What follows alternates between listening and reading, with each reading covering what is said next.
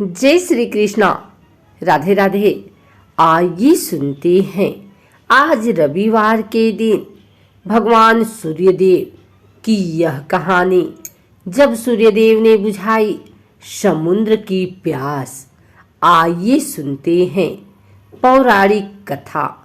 विषादग्रस्त समुद्र को देखकर सूर्यदेव ने प्रश्न किया, हे रत्नाकर, आपकी यह दशा क्यों हुई?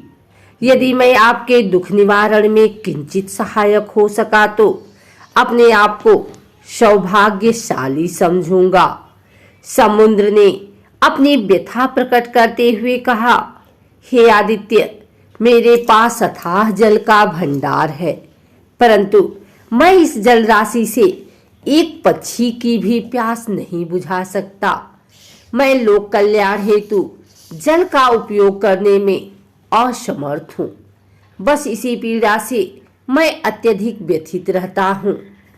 समुद्र के दुख का कारण जानकर सूर्य ने कहा, हे महासागर, ऐसी संपदा जो अपनी विशालता प्रदर्शित करने के लिए ही संचित की जाए और उसे लोक कल्याण में व्यय न किया जाए, वह संपत्ति इस खारे जल की समान ही अनुपयोगी और व्यर्थ सिद्ध होती है तथा अनेकानेक दुखों का कारण भी बनती है।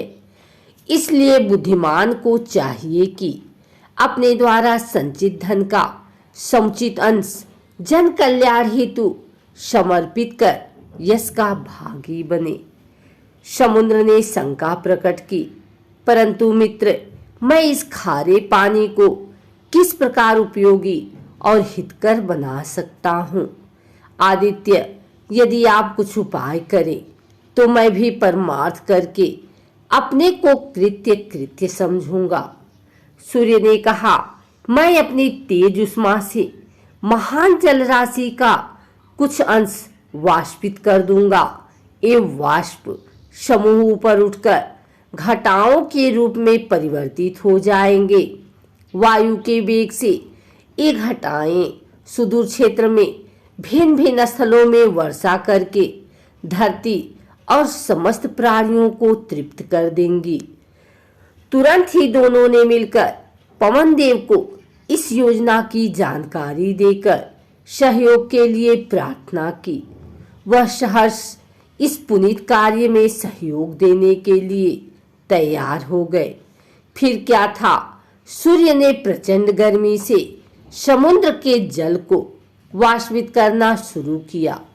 वाष्प कणों से निर्मित काली घनी घटनाओं को वायु से तीव्र गति से विभिन्न दिशाओं की ओर पहुंचाया। रिमझिम बारिश से प्यासी धरा की तृषा शांत हो गई। पृथ्वीवासी सभी प्राणी प्रसन्न हो गए।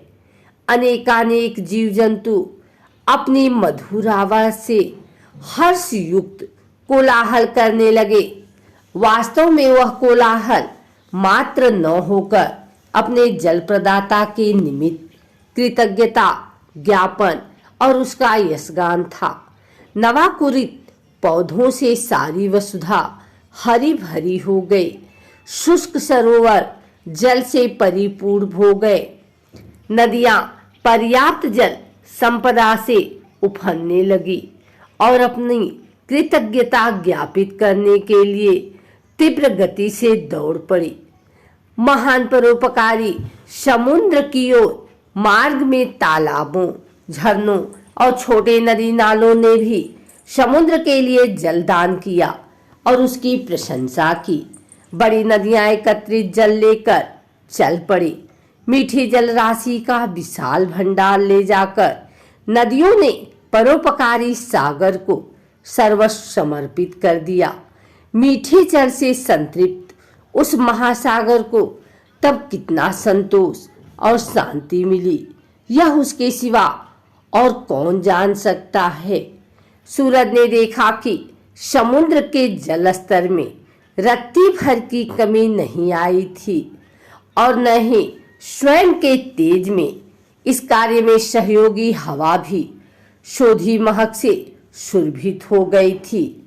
अगर आपको हमारी वीडियो अच्छी लगी हो तो इसे लाइक करें, कमेंट करें, शेयर करें।